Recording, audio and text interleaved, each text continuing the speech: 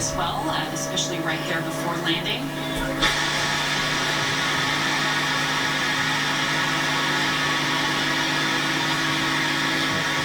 Ladies and gentlemen, we are 30 seconds. It is time This to shot launch happens this to give us a view of Strain on the left there. You can see him in the window. The original six. Thank you so much for joining us.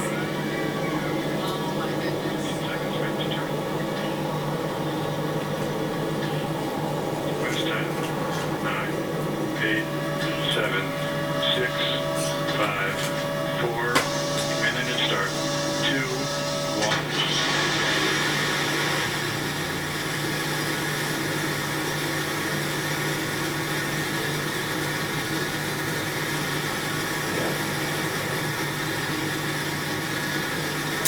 Mission Control has confirmed New Shepard has cleared the tower and is on its way to space. We can hear it here from the desk. If you're following along with us, you can see on the lower left side of your screen that we're gaining speed as New Shepard lifts off towards space with a full capsule of 6 humans for the very first time.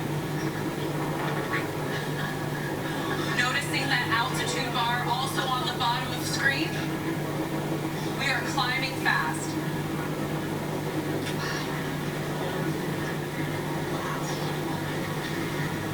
Look at that. Look at that.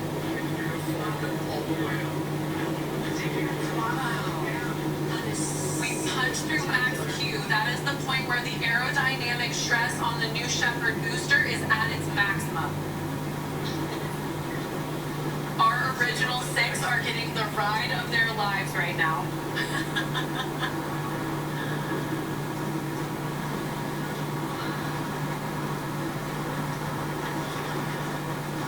Look at that beautiful BE-3 engine in action.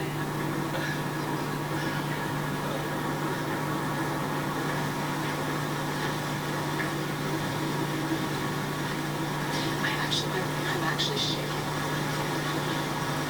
Coming up next here in under a minute is going to be main engine cutoff, where we cut off that BE-3, and you'll be able to visually see that on the screen here shortly.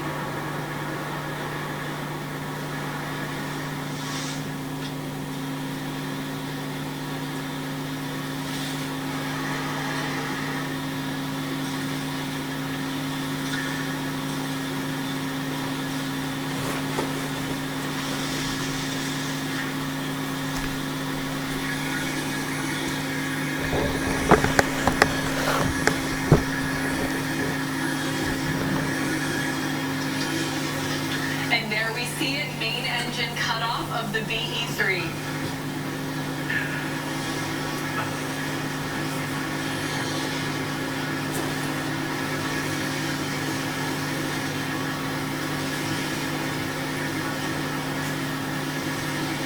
Katie, explain to us what we just heard there, that main engine cutoff and where we are in this flight now.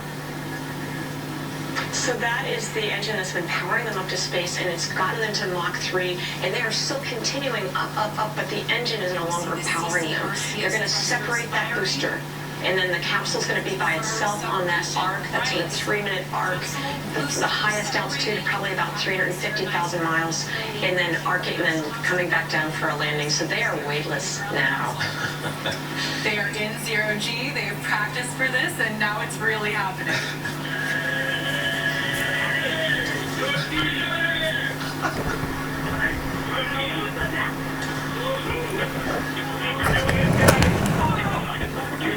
Check this out. Oh my God.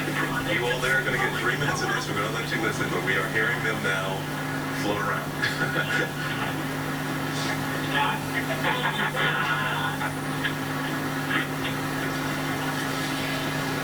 TJ, you could hear Michael too, right? I could hear him say woohoo. Can't miss it. I got my dad. Mission 19. All right.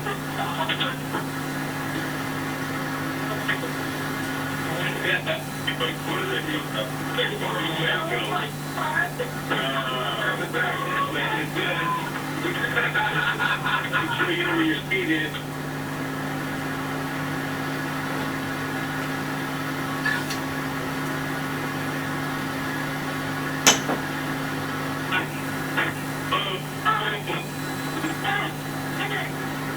19.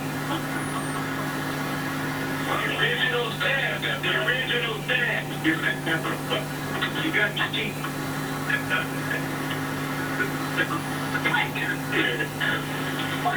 1 minute warning. 1 minute warning. Well, huge congratulations to all 6 crew. They have crossed that Kármán line and they became official astronauts. Outstanding. As you can see, we have 2 distinct vehicles in the screen now. Both the crew capsule and the booster are descending. It was so amazing to hear from such an excited crew. I just love hearing their real reactions, real time. It is just awesome. That energy walking up the tower definitely translated into space.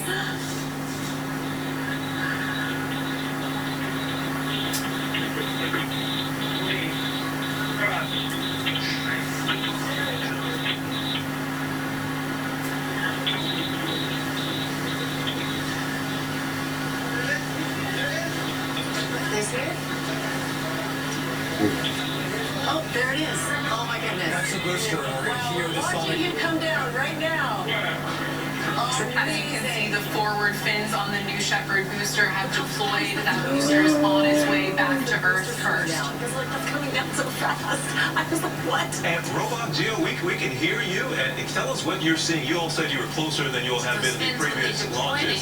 Can you tell us what you're seeing there just from your naked eye? Yeah. Right So the booster is about to land right behind us here on the landing pad, and it's going to land upright on its own, and we're going to hear that sonic boom in a moment here. And we're going to feel the sonic Yes, boom, we say too. All right, it's about to make landfall right now. It was coming down pretty quickly. I'm glad to know that was just the booster. That's the booster. It's almost like it's that's Yes. them. They're coming in hot. That's the booster.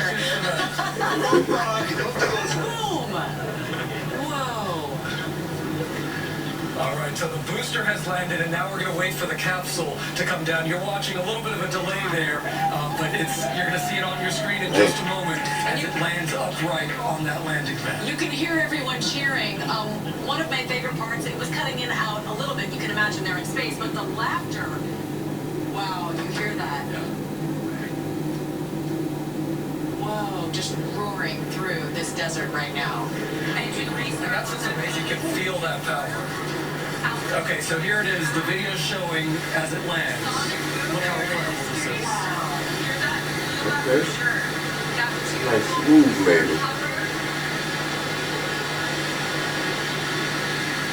Yes, this is the booster. This is not Stringham yet. And crew. This is the booster. Welcome back, New Wait, Shepard. Are we seeing it now? So we're looking, TJ, we're looking in the sky here, trying to see where the capsule is. Are we seeing it already? We don't have there the it is image. right there. Okay. Thank Let you me so see, much let me for There we go. joining us for our 3rd human. Oh, there it is. There it is. Just There it is. It looks like that first parachute just- Here we Yep. see our crew Yeah, capsule right. on Ooh, final so we've got descent that- back to the West Right. Texas desert. Let's wait for that. Mission control here, but we're watching as they land here. Rain, yeah. There it is. There's the parachute. Some cheers from people watching down below. Yeah, Wow. I feel it. The cars are racing out now to meet Yep. the crew. That You can see booster on the them. pad, all in a day's work for the workhorse of this operation. All right, Parachute. and there go the drogue parachutes. That's a beautiful sight. Yeah. Slowing down the capsule. Come on. And there we go. The drogues lifting out the main parachutes. Looks like we have 3 beautiful parachutes there in their reconfiguration. And the release, the disc reef, there we go. 3 beautiful main Nice. parachutes. And on your screen, you're seeing that velocity and altitude Right. dropping. Look at it. And you can see that number there, 15 miles per hour. Eventually it's going to slow down to 5 miles per hour. Pretty remarkable. So while It's a these remarkable parachutes amount are of time. obviously essential in providing a gentle touchdown for the crew capsule, Yeah. New Shepard also has an No, innovative put that in retro there. thrust system. So that's on the bottom of the capsule, and that will make touchdown even smoother for the astronauts flying today. And that system there, that's why you're going to see that dust as it lands because it just pushes that dirt there and it lands at like It's a 1 mile cushion. per hour. It's It really is. incredible.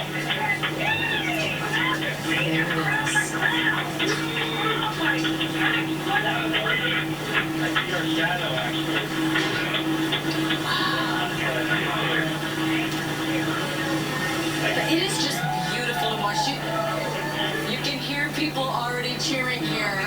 This is so exciting. Very excited for people on their way back to Earth. What a beautiful day in West Texas.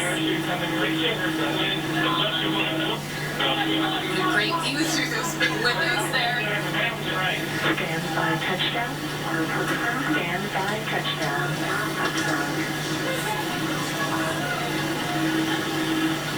So keep in mind here, there we go. Oh my goodness. And touchdown. All right, guys, here we go. It was great. To see all the friends and family down below, TJ, watching the crew come down was such a special experience because, you know, you could hear the cheering. And when we heard the astronauts laughing with weightlessness, you could hear everyone around here laughing with them, sharing the joy, so excited that they got to have that perfect 11 minutes. It seems as though it was perfect. Everything went just according to plan. And I heard your sigh of relief. When that landing happened, I heard it.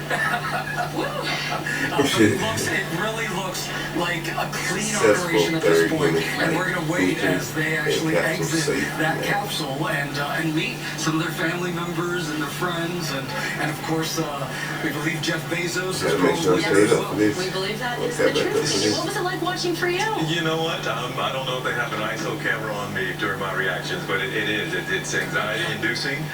It's very exciting, but I feel a lot better to see that thing there on the ground where it's supposed to be. And look, the parachutes were out, and this is why it had to be delayed, right? We talked about some of those winds, but it was a very particular area where it needs to land, and there was concern about some of those winds throwing it off course when it's coming back down.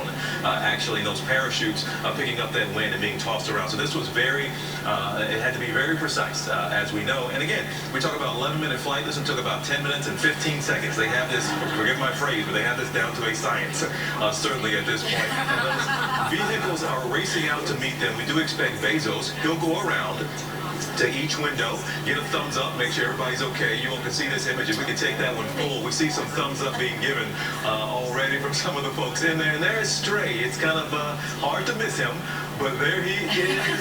There he is right there. He looks pretty good, guys. He looks pretty calm and cool. But we have the sound again. We're going to keep our eye on this, but we want folks to listen to that moment that you all were talking about. That moment when they were weightless and they sounded like kids who just went and arrived at a birthday party. Take a listen to this.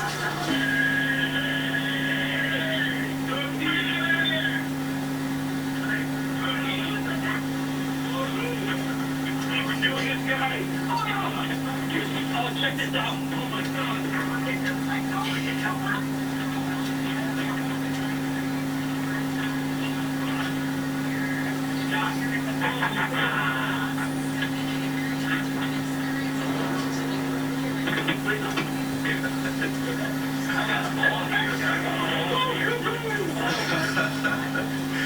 What do you say, Gio, Robot, what do you say there? Can you imagine they've been training for this? They finally get to that moment of weightlessness. They only got about 3 minutes of it. And then, Gio, I'll ask you about this. This was the first time I heard this in one of these flights before that we covered. But there was a voice that came on in a warning that essentially said 1 minute to buckle back in. And I hadn't heard that before, but that was letting them know, hey, it's time to go. Yeah, and it's an incredibly difficult thing. It is the first time that Stray actually did this because he trained for it here on the ground, but obviously we have gravity on the ground. It's a very different thing doing it in zero gravity, and that's why they kept training for so many days. So when you hear that voice saying 1 minute, it's time to get back in that seat and to prepare to go down because you still feel the G-force. I was wondering, I was talking to some of the astronauts who went up there, and I said, well, what do you feel when you're coming down? Is it like the Tower of Terror ride or something? Free fall falling out. And it's not. You feel the G-force hitting you again as you're going down. It's the whole science thing, TJ. The whole science thing. And that's what happened. So it's incredible that we can even do this. It's remarkable to see civilians in space and what it means for space travel in the future, and that we might, and we do have officially, I guess, a space tourism industry right now. And having someone like Michael Strahan be out there and facing, I think, a lot of fears that most people wouldn't be willing to do, but his courage, I think, will have a huge impact on this industry. Absolutely, no doubt about it. And by the way, this crew, including Michael, they will be the last Americans to officially receive those commercial space astronaut wings from the FAA. After that, because we're going to start seeing so many launches, the FAA decided to stop that program. So this is it. They are the last Americans to receive those astronaut wings from the FAA. And it's just incredible, at least on the commercial space side. Yeah, it certainly is. As we watch those vehicles race to the capsule to open that hatch door, eventually at some point, we think Bezos is going to be doing it. And Strahan, we're told, might be the first one out. So we're looking forward to seeing those images come to us. In the meantime, though, Hakeem Oluseyi, I want to bring you in because I just talked about what something like this. People see this and they say, you know, why? Talk a little bit about what something like this and watching this incredible historic event take place, watching someone like Michael Strahan go up to space for the first time. What does this mean for space travel, for space tourism? Why is this important? Well, you know, it's beyond space travel and space tourism. What we're talking about here is actually the health of our science and engineering as a country and as a nation. And I tell you, one word jumped out to me throughout this, and that word is family.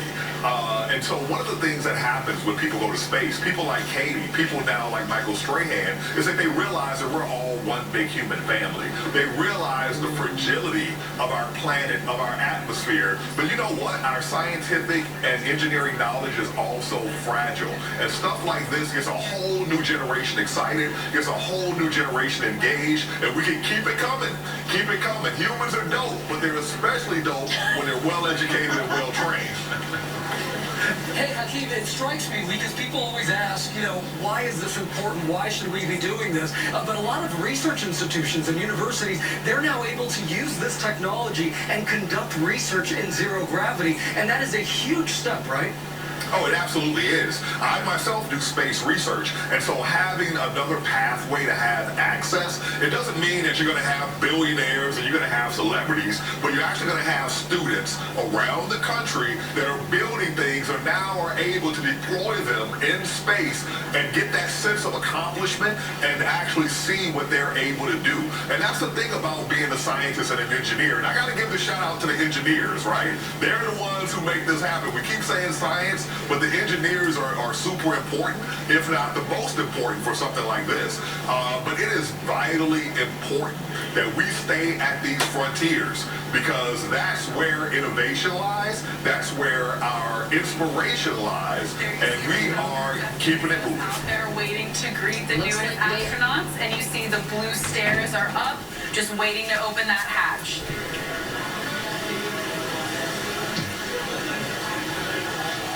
And as we're waiting for that hatch door to open, we do believe that astronaut Stray will be the first one to walk out, but we'll have to wait and see. I know that when I was talking to Stray about this last week, he said, you know what I can't wait for? To give everyone a big hug when I'm back on terra firma. So I can't wait to see when he walks out with that big smile. And I think he'll probably be ready for some big hugs here coming up very soon.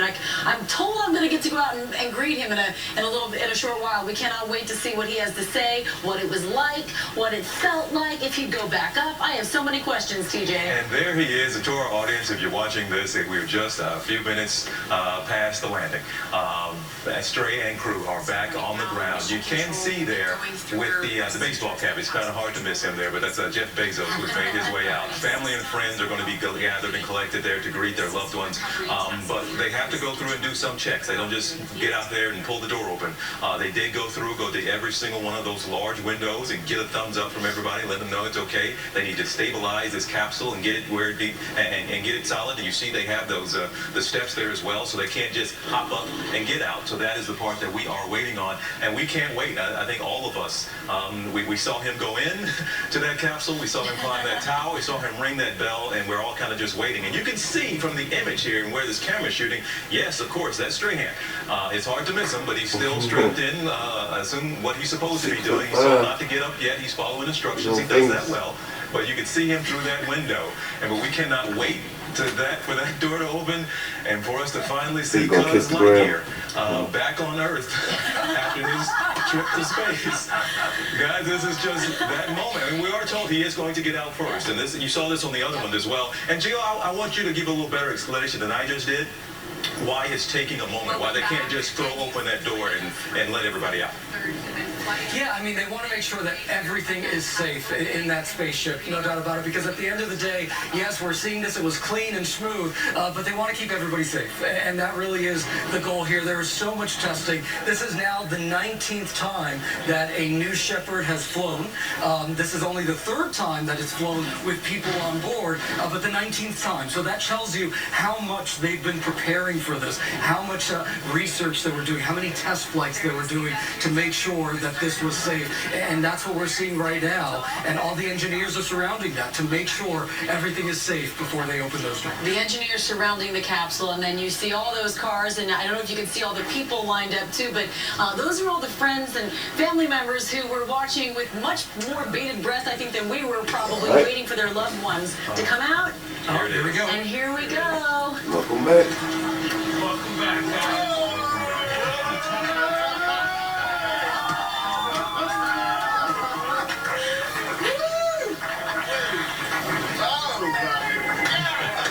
Will Strahan is out of the capsule. Big hug for our founder, Jeff Bezos, followed by Laura Shepard Churchley, Dylan Taylor, Lane Bess,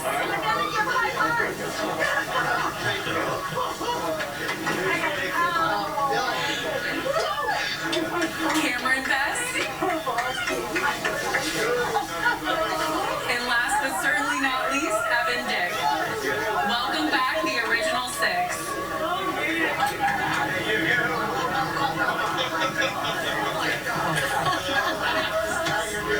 Oh, that is so beautiful to watch. Yeah, I mean, Oh my goodness. I was telling you, I always get emotional when we see these launches, but this moment there, because it's about people and family, and that's just a really moving moment right there. It certainly was. I know Strahan's mama was there, so much of his family and friends there too, and those big hugs. Those were those big hugs I was waiting for, but you could just see the relief, the excitement, I mean, just the cheer when they walked out. It just gives you goosebumps. And you all, to you all's point here, and we watched this one a lot differently. I was very excited to see William Shatner go to space. I was very excited to see Jeff Bezos go to space. Those, I love them and I know them from afar, but those are my boys. This is our guy. So let's listen in. We still have this camera here. Let's listen to some of this interaction with these, with the family and the new astronauts.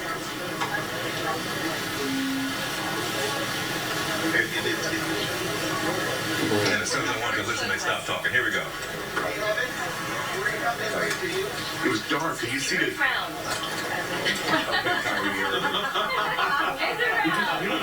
Flat Earther! When you're going up and it's getting dark and you realize you're going to be in the darkness, you're not going to be in the light. And you're looking at the light in the dark. Yeah. It's hungry. I get it. You get it, no?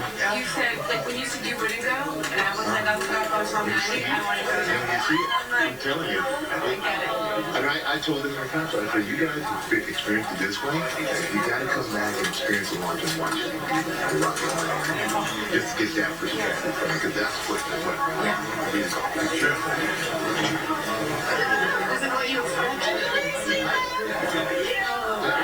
I visualize, I don't do the video, I don't watch the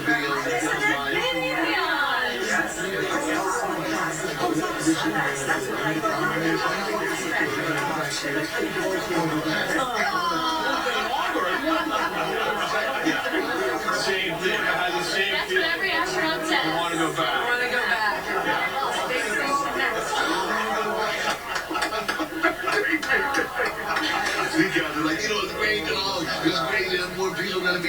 It's gonna be hard for you guys to get another ticket. You gotta pay for the next one. Yeah, I mean. Love seeing this crew embracing family and friends, and we're getting some awesome snippets of their experience. I tell you, that's a good idea. Stray, I don't know who he is anymore because we just heard him say he wants to go back. He wants to go back. He said, I'm in again. That got him in trouble the first time. And you hear him recruiting future astronauts there too? Really? And he talked about the light and the darkness. Looks like at 85. Viewers at home. Welcome home. Thank you. Welcome home. Thank you. And you were my always there. I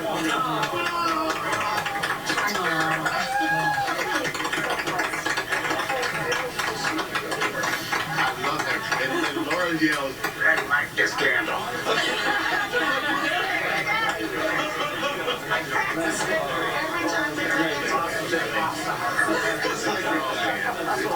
Gets on the pipe on the golf course now, don't you? Yeah, how good is that? Oh my goodness. I'm so happy. I'm so happy. Well, they were my boys. Yeah. You know, when they have to take their test. Yeah.